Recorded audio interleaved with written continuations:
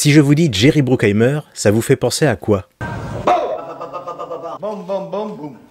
Boum boum boum boum and bam. Bam. Mr. Blockbuster, comme on l'appelle dans le métier, est un producteur particulièrement prolifique, flairant les bons coups, collaborant avec des noms comme Tony Scott signant Top Gun, Jour de tonnerre, USS Alabama, Michael Bay avec Rock, Armageddon et Pearl Harbor, ou même Ridley Scott avec La Chute du Faucon Noir, pour le meilleur et parfois pour le pire, mais une chose est sûre, on n'a pas le temps de respirer. Aujourd'hui, c'est au film Les Ailes de l'Enfer dont on va s'intéresser. On en cause sans plus attendre, générique.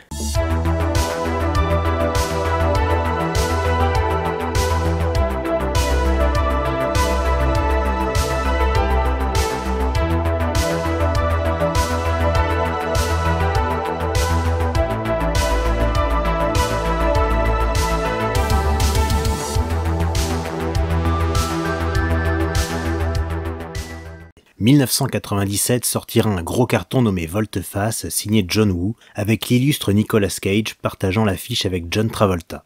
Un an avant, une production signée Bruckheimer verra le jour, Rock de Michael Bay, mais cette fois-ci aux côtés de Sean Connery.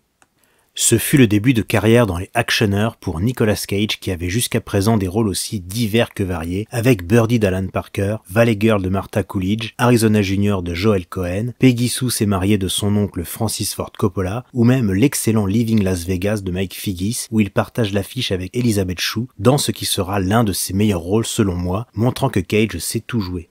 Les Ailes de l'Enfer est réalisé par le tout jeune Simon West, pour qui c'est le premier film et qui fera par la suite le déshonneur d'Elizabeth Campbell, Tomb Raider et même Expendables 2. Il débuta dans la réclame et réalisera le clip de Rick Astley, Never Gonna Give You Up. Cameron Poe est un soldat qui se retrouve confronté à une rixe et qui tue accidentellement un ivrogne particulièrement lourdingue avec son épouse. Il écopera d'une peine de 8 ans de prison qu'il purgera sans heurts. Sa femme l'attend toujours à la maison, ainsi que la petite Casey, sa fille qui n'a pas encore eu le loisir de connaître. Poe est prêt à partir, il range ses petites affaires et embarque dans un véhicule direction l'aéroport, sans oublier le lapin en peluche, et Dieu sait qu'il est important ce foutu lapin. Arrivé sur le tarmac, il est dirigé vers un avion où vont embarquer de dangereux criminels. Il s'agit pour eux d'un transfert d'une prison à une autre en Alabama avec une escale à Carson City. Le tout est supervisé par Larkin, un US Marshal, et Malloy, un agent de la DEA, l'équivalent de la brigade des stupes chez nous. Ce dernier envoie un de ses collègues, Willie Sims, en infiltration afin d'obtenir des informations sur le grand ponte de la drogue, Francisco Cindino, qui doit monter à Carson City. Larkin lui a interdit d'être armé à bord de l'avion, mais Malloy n'en a fait qu'à sa tête et une fois le dos tourné, lui a remis une arme à la cheville. Pour le moment, on fait l'appel comme dans un voyage scolaire, on s'assure que tout se déroule bien. Le règlement sera non seulement appliqué, mais renforcé. C'est un peu comme à la maternelle, quoi. Pas de mains qui traînent, pas de décibels plus que nécessaire, et le premier qui chouine, qui crache ou qui mord, il aura droit au traitement. Va te faire mettre. Allez, baillon et cagoule pour ce temps pas fait. Il n'aura fallu que 22 minutes pour que, je cite, un chahut général éclate. Qu'est-ce qui s'est passé? Bien reçu, merci Carson City. Calme-toi Vince. Il y a eu un chahut général, le pilote a déclenché l'alarme. Un chahut général. Maboul fera de son voisin des merguez et libérera ses petits camarades prêts à en découdre. Diamond Dogs s'en prendra à un agent et Cyrus butera le copilote, 2-3 mecs et prendra le contrôle de l'avion. Mesdames et messieurs, chers passagers, c'est le commandant de bord qui vous parle. Je détiens la seule arme qu'il y a à bord. Bienvenue sur Pirate Airlines. Du grabuge donc, de la bagarre.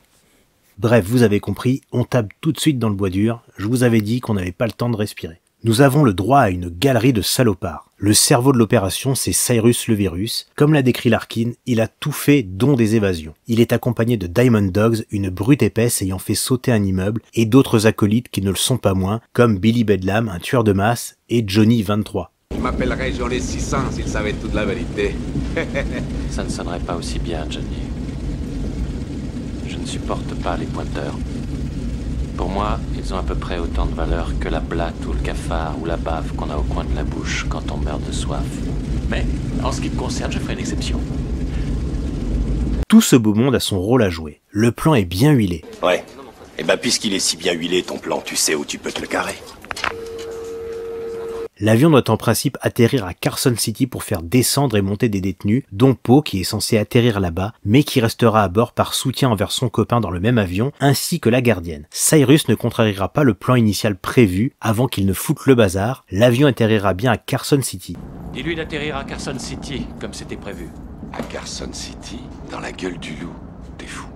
C'est ce qu'ont dit les psychiatres qui ont eu à m'examiner. Hélas. Ne vous inquiétez pas, il sait ce qu'il fait, l'animal. Willie Sims profite du fait que Maboul le détache pour sortir son arme et le prendre en otage, ce qui n'émeut pas Cyrus, profitant du stress de Sims, faisant absolument n'importe quoi.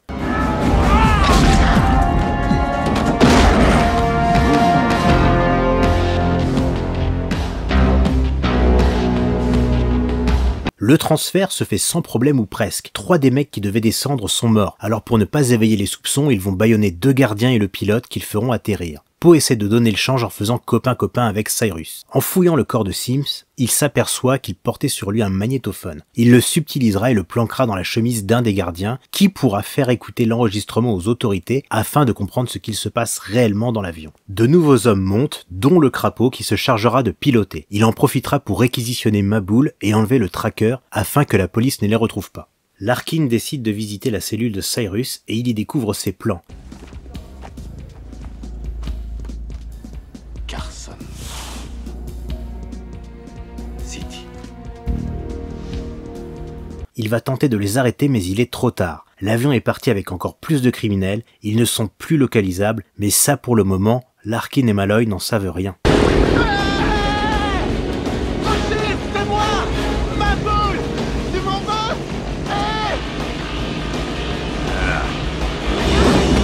Parmi les petits nouveaux, on retrouvera le fameux Francisco Cindino, ainsi que Garland, le boucher de Marietta, avec tout un cérémonial à la Hannibal Lecter. Garland, Chris.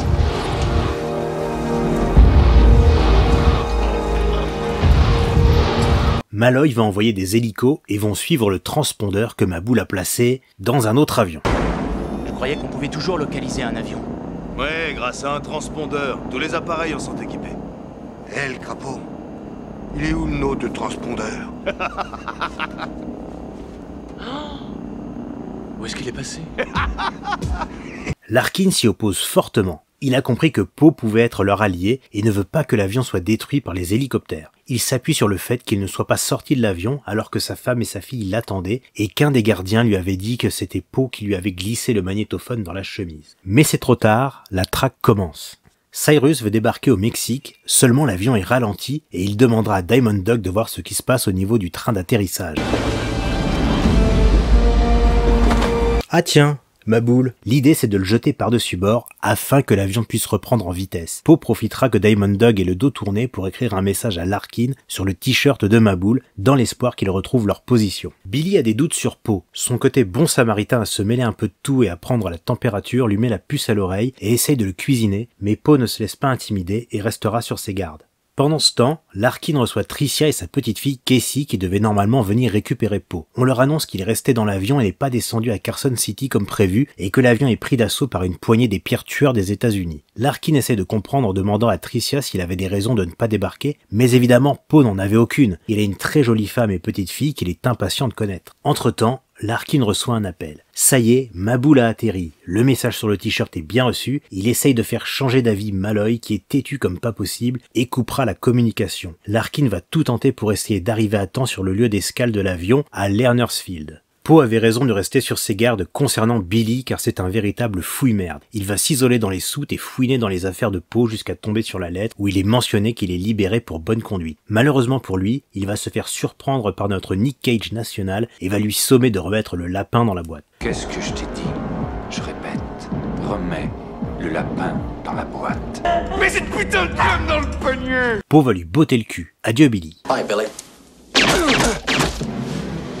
Larkin est enfin arrivé, l'avion aussi. La rencontre entre Poe et lui se passera l'arme à la main. Désolé, boss, mais je n'ai confiance qu'en 2 hommes. Le premier, c'est moi, et l'autre, c'est pas vous.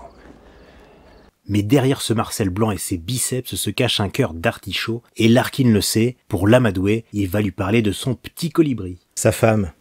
Bon, Poe va devoir assurer l'intendance et faire en sorte que BBO ne fasse pas un coma diabétique, et sauver dans le même temps le sergent Bishop, la gardienne qui est la seule femme à bord. Tout ceci ne se fera pas sans un peu de casse, et de la casse il y en aura les copains. Dans la fameuse scène du casino, il ne s'agit pas d'une maquette, mais du Sands Hotel qui était programmé pour être détruit, mais West et la production négociera pour retarder la démolition. il aura finalement l'autorisation de le détruire et obtiendra ainsi des plans de caméra avec une explosion authentique. Les Ailes de l'Enfer marquent un tournant dans le cinéma d'action des années 90, avec des gentils très gentils et des méchants très méchants. Mais c'est finalement ça qu'on aime et qu'on attend. Le scénario, bien que très simple, est plutôt bien amené et bien construit, et les personnages sont à la hauteur de ce qu'on leur demande. On est dans l'action du début à la fin, et c'est un festival d'explosions et de répliques devenu culte. Comble de l'ironie. Une bande d'abrutis danse à bord d'un avion sur un célèbre morceau d'un groupe dont les membres sont tous morts dans un crash.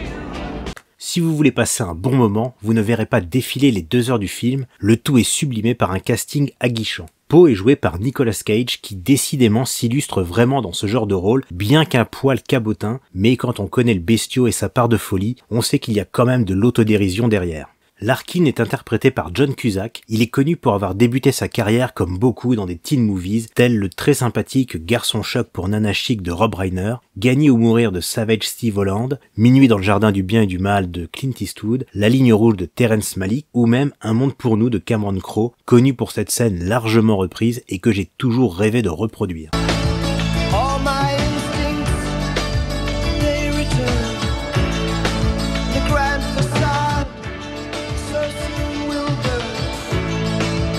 Un grand sentimental en fait. Malloy est joué par Colm Meaney, connu surtout pour avoir interprété Miles dans Star Trek La Nouvelle Génération et Deep Space Nine.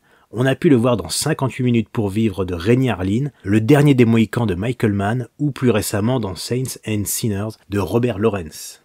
Garland est quant à lui joué par Steve Buscemi, vu dans tout un tas de films comme Reservoir Dogs de Quentin Tarantino, Fargo et Big Lebowski de Joel Cohen et même Le Grand Saut, et s'essaya également à la réalisation avec Animal Factory et Trees Lounge notamment. Ving Rhames interprète Diamond Dog et est connu pour avoir été Marcellus Wallace dans Pulp Fiction de Tarantino. Il joua également dans L'échelle de Jacob d'Adrian Lyne, Mission Impossible de Brian De Palma et Mission Impossible 2 de John Woo. Danny Trejo est ici Johnny et jouera dans Desperado de Robert Rodriguez et Une nuit en enfer, Hit de Michael Mann, Salton Sea de DJ Caruso et bien sûr Machete encore de Rodriguez et Ethan Manikis. Et enfin, le clou du spectacle, Cyrus est joué par John Malkovich en méchant impeccable. On l'a vu dans La déchirure de Roland Joffé, l'adaptation des Liaisons dangereuses par Stephen Frears, dans La ligne de mire de Wolfgang Petersen, L'homme au masque de fer de Randall Wallace, ou encore dans la série télévisée Space Force de Greg Daniels et Steve Carell. Bon, et bien cette vidéo est maintenant terminée. Merci d'être de plus en plus nombreux à le regarder. À très bientôt.